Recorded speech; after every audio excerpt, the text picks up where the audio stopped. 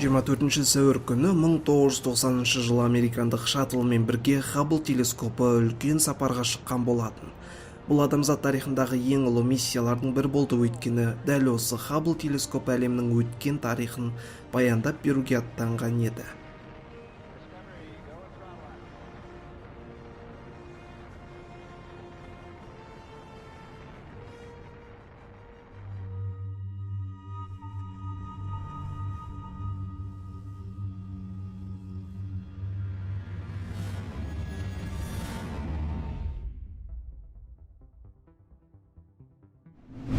Бірақ уақыт өтпей Хаббл телескопының айнасынан кейбір мәселелер туындай бастайды.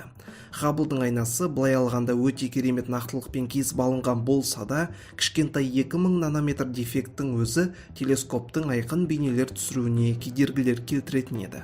3 жыл дегенде инженерлер айнаның бұл дефектін жөндеп, Хаббл өзінің миссиясын қайта жаңартты. Американдық шаттл Хабблмен көп айтылатын аппаратқа айналды. Өйткені телескопты жөндеу үшін шаттлдан ғарышкерлер ашық аспанда қызметтерін жасай алатын еді. Міне сол үшін де Хаббл телескопы аспанда болған ең ұзақ жасап жатқан телескоптың бірі болып айналды. Және қазірге дейін 30 жыл бойы әлемнің ең керемет суреттерін бізге түсіріп жіберуде. Онда ең алыстағы жұлдыздар, тұмандықтар, тіпті галактикалар шоғыры да бар. Хаббл телескопының ең үлкен жетістіктерінің бірі әлемнің жас шамасын нақты есептеулер арқылы анықтап білуі болатын. Галактикалардың жарықты шығаруын және олардың алыстау траекторияларына қарай отырып, телескоп әлемнің нақты жасын анықтап берді. Біздің әлемге 13,7 миллиард жыл болған. Бірақ Хабблдың ең маңызды жұмыстары бұнымен шектеліп қалмады. Атақты Альберт Эйнштейн өзінің есептеулер арқылы үлкен қара құрдымдар туралы бар болуы мүмкін екендігін айтқан болатын. Ал Хаббл телескопы 90-шы жылдарда планетадағы басқа да телескоптармен бірге қара құрдымның бар екендігін көрді, және олардың жұлдыздар нақты бір көлемге үлкейіп суперновадан кейін пайда болатынын көрсетті. Оны сіздер де жақсы білесіздер деп ойлаймын. Жұлдыз нақты бір шамаға жеткен кезде жарылып, көлемі өте кішкентай деңгейге дейін кішірейіп, кейін қара құрдымға айналатынын. Бұл қара жұлдыздар күн массасынан миллиондаған есе ауыр және әлі күнге дейін зерттеулер жалғасуда.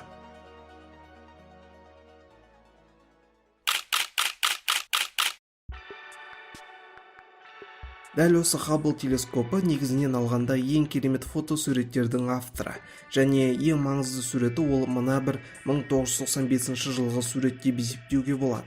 Бұл суретте жаңағы айтылған әлемнің бүкіл тарихы бейнеленген.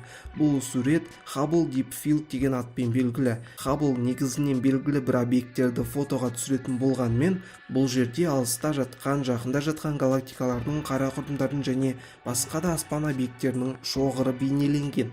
1995 жылға қарай аттанайық. Видеоның басында да айтқанымыздай, бұл жылдары Хаббл әлі репутациясын көтере алмай жатқан еді, өйткені телескопқа өте үлкен ақшалар құйылды.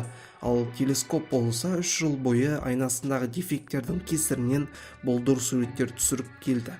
3 жылдан кейінгі жөндеулер жақсы нәтиже беріп, телескоп дұрысталды. Репутацияны көтеру үшін институт басшылығы ең әдемі фотоны түсіруге кірісті. Ең алдымен нақты қай жерді алу керек екендігін талқылау керек болды.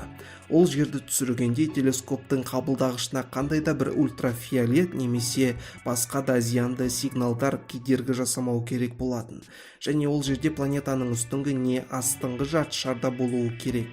Одан бөлек күн немесе ай бақылау аймағына кедергі келтірмеуі керек. Бұл үлкен жетіқарақшы шоқжұлдызының үстіңгі аймағынан түсірілетін аймақ болып шешілді.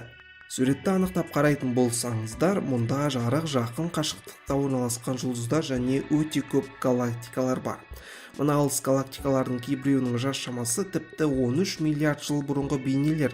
Ойлап қараңызшы, мына галактика 13 миллиард жыл бұрын осындай бейнеде болған. Ал кейбір мына суреттегі жұлдыздар не галактикалардың бейнелері кезіндегі динозаврлардың өмір сүрген уақытынан бұрынғы бейнелер болуы мүмкін. Бірақ Хабблдың тағы бір батыл қадамы ол астрономдардың ойлау жүйесін өзгертуі болатын. Хаббл осыған дейін 500 терабайт көлемінде ақпараттарды жіберді. Және жыл сайынғы астрономия бойынша жазылатын топ 200 еңбектің 10%-ға жуығы Хаббл зерттеген ақпараттарды көбірек қолданады. Хаббл телескопы аспанда 30 жыл бойы үздіксіз қызмет етуде. Бастапқыда телескоп 2014 жылға дейін жасап орнын Джеймс Уэбб телескоп алмастыратын болады деп қарастырылған. Бірақ қосымша бюджеттен қаржылар Хабблдың өмір сүру ұзақтығын көтерді және 2021 жылы Джеймс Уэбб телескопы дайын болып аспанға ұшырылғаннан кейін Хаббл телескопы атмосфераға құлатылатын болады. Видеомыз аяғына жетті. Видеоға лайк қойып, басқа парақшаларымызға және осы бір керемет арнамызға жазылуды, тіркелуді ұмытып кетпеңіздер. Видеоны жақындарыңызбен бөлісіңіздер және келесі видеоларда жүздескенше.